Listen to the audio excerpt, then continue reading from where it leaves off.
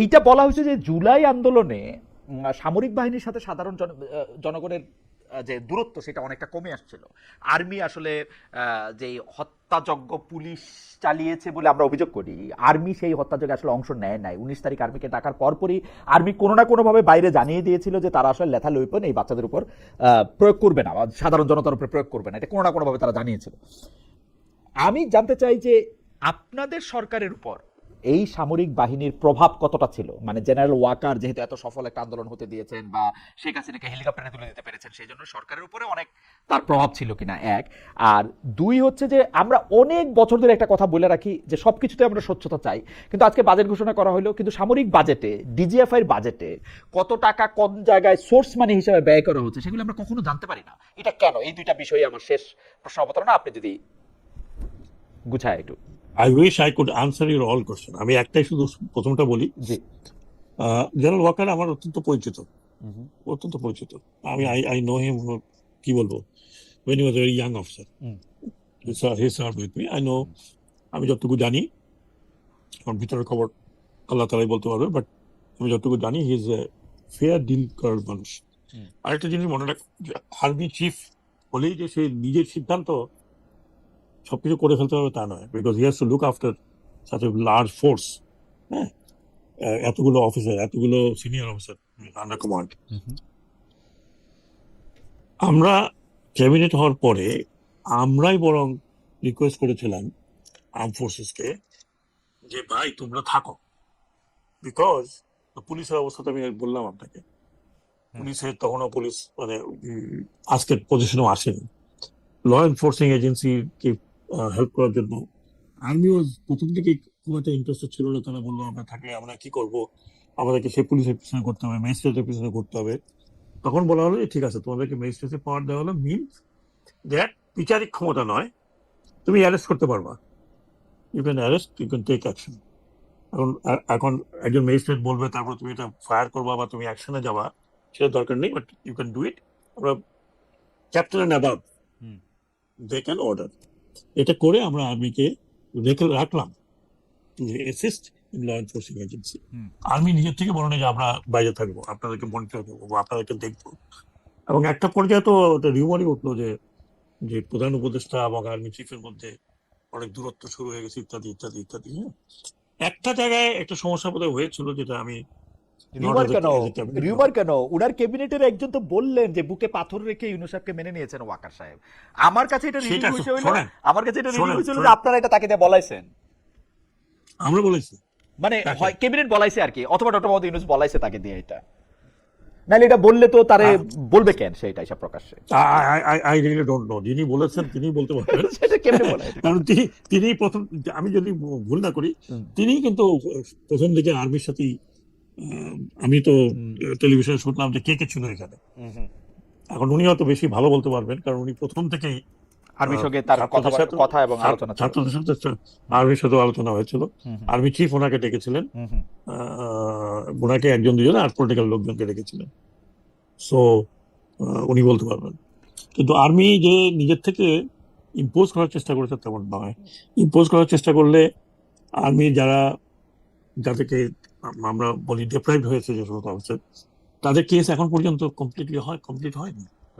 না, আচ্ছা আমি একটু আপনাকে একটু মনে করে দিই, একটা বিদেশি বার্তা সংস্থার সাথে ইন্টারভিউ দিতে গিয়ে জেনারেল ওয়াকার বলে ফেললেন 18 মাসের মধ্যে নির্বাচন হওয়া উচিত। তখনও পর্যন্ত আপনারা বা ডক্টর মোহাম্মদ ইউনূস এই ঘোষণা দিচ্ছেন না যে ইলেকশনটা কবে হবে। তো সেই সময় আমরা বাইরে গুজব এরকম শুনতে পাচ্ছি যে আপনারা 3 বছর থাকতে চান, কেউ কেউ বলতেছেন আপনারা 5 বছর থাকতে চান। তো সেই ক্ষেত্রে আর্মি চিফ দ্রুত ইলেকশন দেওয়ার ব্যাপারে আপনাদের চাপ দিল কিনা? শোনেন, প্রাইভেটলি কে কি বলছে আই ডোন্ট নো, কিন্তু ক্যাবিনেটে কখনো এটা নিয়ে আলোচনা হয়নি যে কখন ইলেকশন দিতে হবে। এবং আপনি প্রায় সবাইকে চিনেন, আপনি বললেন যে প্রায় সবাইকে চিনেন, দুই একজন ছাড়া। এবং এখানে এমন কোন লোক নেই যে যিনি বলছেন আমাকে আমি 5 বছর থাকবো। দে আর অল ম্যাচিউর পিপল, ইম্যাচিউর থেকেও ছিল না।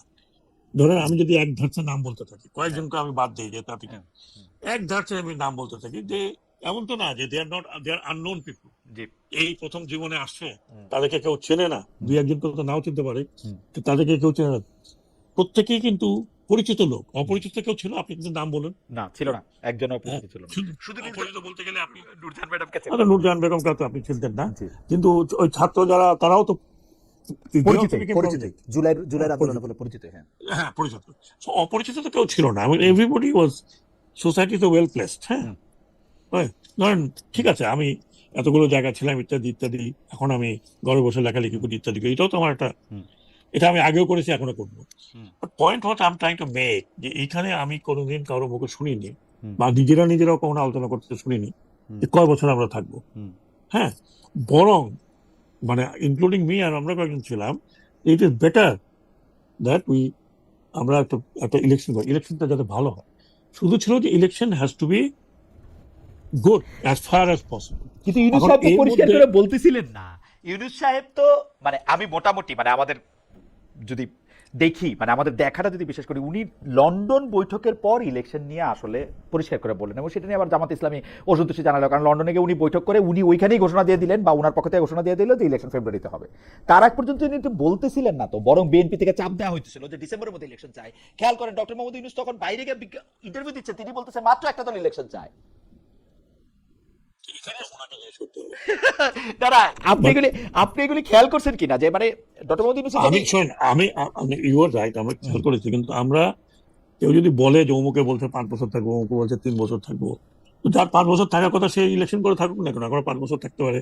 একজন তো আইনমন্ত্রী ছিলেনই, একজন হ্যাঁ, তো হলেন। হ্যাঁ, পররাষ্ট্রমন্ত্রী, তা জি, হ্যাঁ, ওরা তো 5 বছর আপনি থাকবেন, রাইট। হ্যাঁ, ওই আপনার নাহিদ তো অনেক আগে হ্যাঁ, ছেড়ে দিয়ে গিয়ে, হ্যাঁ, ধরুন, তারপরে ইয়ে হলেন তো, জি। তো ছেড়ে দিয়ে ইলেকশন করেন, 5 বছর থাকেন, 10 বছর থাকেন, বলতে হ্যাঁ। এখন আমি আমি যদি থাকতে চাইতাম, তা আমি বলতাম যে না ঠিক আছে, আমি ঘুরি, তো আমাকে যে টিকিট পাওয়া যায় আমি ইলেকশন করবো, কিন্তু আই নো ভেরি ওয়েল যে I will not be able to do election, because আমার কাছে একটা পয়সা নেই। হ্যাঁ, টাকা ছাড়া ইলেকশন হয় না, যে যত কথাই বলুন না কেন, পপুলারিটি হয়তো দুই একজন ছাড়া, তো কারণ ইলেকশন করতে হলে উনি 5 বছর থাকতে ইলেকশন করে থাকতেন, অপশন রয়ে দেয়, অপশন রয়ে এইভাবে দেয়। আচ্ছা, এগুলো নিয়ে আমরা কিন্তু কখনো অন্তত মানে সদস্যদের মধ্যে কখনো এটা আলোচনা হয় না। আপনি যদি সামরিক বাহিনীতে আপনি এটা বলতেছেন যে ওই সরকারের উপর মানে আপনাদের সরকারের উপর সামরিক বাহিনীর সেই অর্থে কোনো প্রভাব, নাক গলানো, মানে 111 সরকারটা যেরকম ছিল যে which Uddin is running this country, ওরকম কিছু হয় নাই মানে। না, না, না, I don't think chief adviser was ever hmm, used by the arm forces, hmm, কাউকে। অন্তত আমি তো মানে I was pretty senior officer arm ফোর্সের মধ্যে, হুম। তাহলে নিশ্চয়ই আমি বুঝতে পারতাম। আমার মনে হয় না আচ্ছা, এখন যে তিনজন চিফ আছেন, হ্যাঁ, দে ওয়েল মিনিং পিপল, বিকজ আমি এনাদেরকে একদম শৈশব থেকে দেখেছি যদি বলি। রাইট। আপনার হ্যাঁ, আপনার আপনার আপনার আপনার সঙ্গে তারা কাজও করছেন কেউ কেউ। আচ্ছা, আমি জি, জি। আপনি কি এইটা নিয়ে কিছু মানে সামরিক বাহিনীর বাজেটে স্বচ্ছতা থাকা উচিত কিনা, সোর্স মানি বা ডিজিএফআই এর পলিটিক্যাল উইং এর জন্য কত টাকা আসলে দেওয়া হচ্ছে, সরকার তাকে কিভাবে ব্যবহার করছে, এটা কি স্বচ্ছতা আনা দরকার বলে আপনি মনে করেন, না যেরকম আছে সেরকম থাকাটাই ঠিক আছে বলে আপনি মনে করেন, আপনি যদি নাও বলেন? খালেদ জি, মহিউদ্দিন সাহেব, আমি অনেক বছর আগে, সেই বইটি বোধহয় এখন পাওয়া যায় না, হুম, বুক সেন্সেশন তৈরি করেছিল, হুম, প্রবাবলি ইন লেট 60s। হুম। বইটির নাম ছিল ইনভিজিবল গভর্নমেন্ট। ইন্টারেস্টিং নাম তো, ইনভিজিবল আপনি গভর্নমেন্ট। বইটি পড়েছেন? না, পড়ি নাই, দেখে রাখেন না? পড়ি নাই। আচ্ছা, আপনি নাম লিখি। আমেরিকাতে জি, আমেরিকাতে পেলেও পেতে পারেন। জি, জি, আমি দেখবো This এখন। was the first. This was the first book which revealed hmm, how American government has few wings. O, Invisible, হ্যাঁ, invisible government. ওকে, প্রথমে আমার যদ্দূর মনে আছে, বইটি খুব ইন্টারেস্টিং, আমি পড়েছিলাম, hmm, revealing book as I said. Hmm, প্রথমে লেখা ছিল America has two government. Hmm, One is visible, one is invisible. Okay. Invisible government হচ্ছে CIA, এবং ওটাতে ছিল how this organization is run, how its budget is appropriated, how the expenditure goes, even the president does not know. আপনার মনে আছে বা আপনার পড়েছেন যে Kennedy was the first president who wanted to এটাকে মানে রেইন ইন করতে চেয়েছিল, তারপরে বোধহয় উনি পারলেন না, উনি মারা গেলেন। সেটা নিয়ে অনেক প্রশ্ন উঠলো যে হু হ্যাজ কিলড হিম। ওকে, আজকেও এখন পর্যন্ত অনেক বই লেখা হচ্ছে। হ্যাঁ, so there is a visible and invisible government, ওটা পড়েন, ইউ জি, গেট ইউর আমি আনসার। আমি দেখতেছি ড্যান স্মুথ লিখেছেন, বইটা আছে, দিয়ে দিব। কবে যেন এটা কবে পাবলিশ হচ্ছে বলুন তো? পাবলিশিং ডেটটা দেখতে হইলে এটার ভিতরে ঢুকতে হবে। না, এটা আমি এখন দেখতে পাচ্ছি না, কারণ আমি অ্যামাজনে দেখছি যে ড্যান স্মুথ বইটা লিখছেন অনেক আগের বই হবে, কারণ অনেক আমি আগের বই। হ্যাঁ, কারণ আমি এটার আর কিছু নাই, শুধু হচ্ছে কি বলে ইনভিজুয়াল গভর্নমেন্টে এরকম একটা, আপনি দেখতে পাচ্ছেন কিনা আমি জানি না, মানে একটা মুখ, একটা হ্যাট, রাইট, মুখটা বোঝা যাচ্ছে রাইট। এই বইটা ড্যান আমার স্মুথ, কাছে ছিল, বাট বইটা হারিয়ে গেছে। Dan Smoot. It's a very very interesting book. আমি এই জন্য বললাম যে যে আপনি বইটা হয়তো অনেকে জানেনও না। এই বইয়ের নামটা হচ্ছে ইনভিজিবল গভর্নমেন্ট। বইটা বোধহয় তো 300 তো পৃষ্ঠার কাছাকাছি। আমেরিকা করলো সেটা ঠিক আছে, বাংলাদেশের জন্য কি এটা ভালো, মানে মানে এটা থাকা ভালো, মানে আপনি কি মনে করেন? আমি স্ট্রেট ওয়ে এটা আপনার জবাব দিতে পারছি না, because I have to study what happens in more Democratic countries গুলোতে। ওকে, ব্রিটেনে কি হয়, আমার আপনি তো কাছে যেহেতু মনে ইন্টারন্যাশনাল অর্গানাইজেশনের কথা বলছেন, আমার কাছে সেটা মনে ব্রিটেনে হয় কি যে হয়। সিআইএ নিয়ে ইনভিজিবল গভর্নমেন্ট আমার পড়া না থাকলেও সিআইএ এর কার্যক্রম সম্পর্কে আমার মোটামুটি একটু আইডিয়া আছে। সিআইএ কিন্তু আমেরিকার অভ্যন্তরে আসলে অপারেট করতে পারে না, করতে গেলে এফবিআই ট্রু, তাদেরকে ধরে নিয়ে যাবে। এফবিআই করে, হ্যাঁ, তাদেরকে এফবিআই ধরে নিয়ে যাবে তারা যদি অপারেট করতে হ্যাঁ। চায়। আমাদের না, দেশে এফবিআই করে। আমি শুধু সিআইএ সিম্বলিক কথা বলছি। আচ্ছা আচ্ছা, কিন্তু সিআইএ সিম্বলিক কথা বলছি, আমি কিন্তু ইন্টেলিজেন্স কথা বলছি। কিন্তু আমাদের ধরেন ডিজিএফআই, এফবিআই, আমাদের ডিজিএফআই, এফবিআই এরও তো হ্যাঁ, শুনেন সব এফবিআই কিছুতে। এফবিআই এরও গোয়েন্দা সংস্থা আছে, কিন্তু ঠিক আছে, কিন্তু কাজী সাহেব, সবকিছু তো আমরা তো নিজেরা তৈরি করে নিই। রাইট, এটা হ্যাঁ, আমরা কলন করেছি, ব্রিটিশ থেকে কলন করেছি, না হয় ব্রিটিশ ইন্ডিয়া থেকে করেছি, না হয় আমার ডিজিএফআই তে, রাইট, পাকিস্তান থেকে করেছি, না হয় ইন্ডিয়া থেকে করেছি।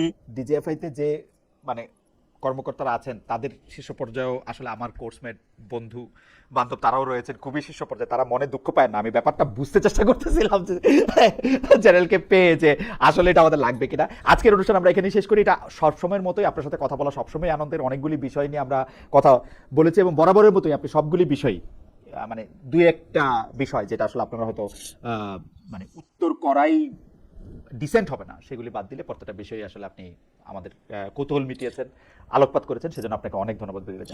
আমি চেষ্টা করেছি এবং আমি যা বলেছি খুব ফ্র্যাঙ্কলি কথাগুলো বলেছি। জি, যতটুকু আমি জেনেছি আমি ততটুকু বলেছি, কারণ এখানে তো জনগণের কাছ থেকে হাইড করার কোনো কিছু নেই। বাট লাস্টলি আমি একটা কথা বলি যে it can go in a defence of IG, interim government.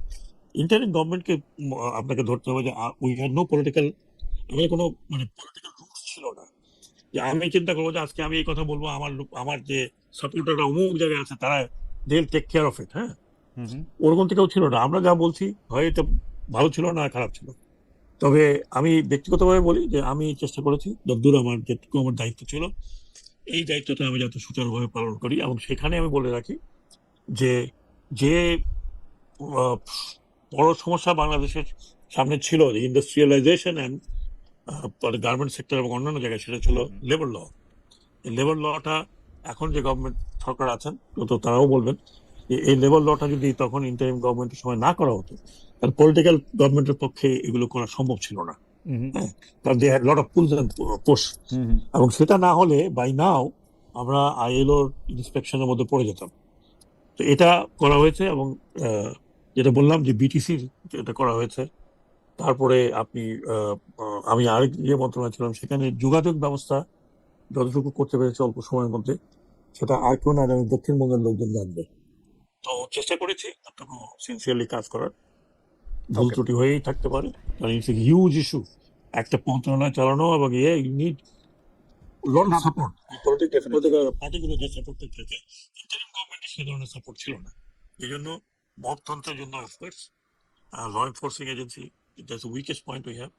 But অন্যান্য জায়গায় কিন্তু আজকে যে দেশ একটা সরকার এসে পরিচালনা করছে, সেই অবস্থায় নিয়ে আসা খুব টাফ ছিল আদারওয়াইজ। ও আচ্ছা, আমি শুধু শেষ পর্যায়ে বলে রাখি, আমার মানে অ্যামাজনে তো আমি ইনভিজিবল গভর্নমেন্ট ওটা দেখলাম, কিন্তু আমার একজন বন্ধু ডক্টর পরিক পৃথিবীতে ও আমাকে এখানেই থাকে। ও আমাকে ওই বইটার একটা ছবি পাঠালো, সম্ভবত এটা ওর কাছে আছে, যে এইটা আমার কাছে বেশি লাইকলি মনে হচ্ছে, কারণ এটা হচ্ছে the invisible government, David wise এবং থমাস বি রস লিখেছেন, যেটার মধ্যে দি সিআইএ এন্ড ইউএস ইন্টেলিজেন্স নিয়ে কথা আছে, সম্ভবত এই বইটা। কারণ Exactly. আমার মনে হয় হ্যাঁ, যে এটা পেলে one copy you can send to me. না, ইয়া আই উইল ডেফিনেটলি আমি এটা এখনই I'll try to keep it in my আমি অনেক বছর আগে পড়েছি, বহু বছর আগে। নিঃসন্দেহে। Probably এবং এটা late 60s 1974 এর দিকে। এইটা দেখতে পাচ্ছি, এটা 1974 এ পাবলিশড। এটা বোধহয় 1974 পাবলিশ না edition, published by Vintage Books 1974, এটা আমি দেখতে পাচ্ছি। তাহলে এটা আরো আগের। ও আচ্ছা মানে আচ্ছা, এটা লেখা হয়েছে আরো edition আগে। হতে পারে। আচ্ছা ওকে, আরো আগের হ্যাঁ, সময়। হ্যাঁ। জি। ডক্টর এম সাখাওয়াত হোসেন, আপনাকে অনেক অনেক অনেক ধন্যবাদ। দর্শক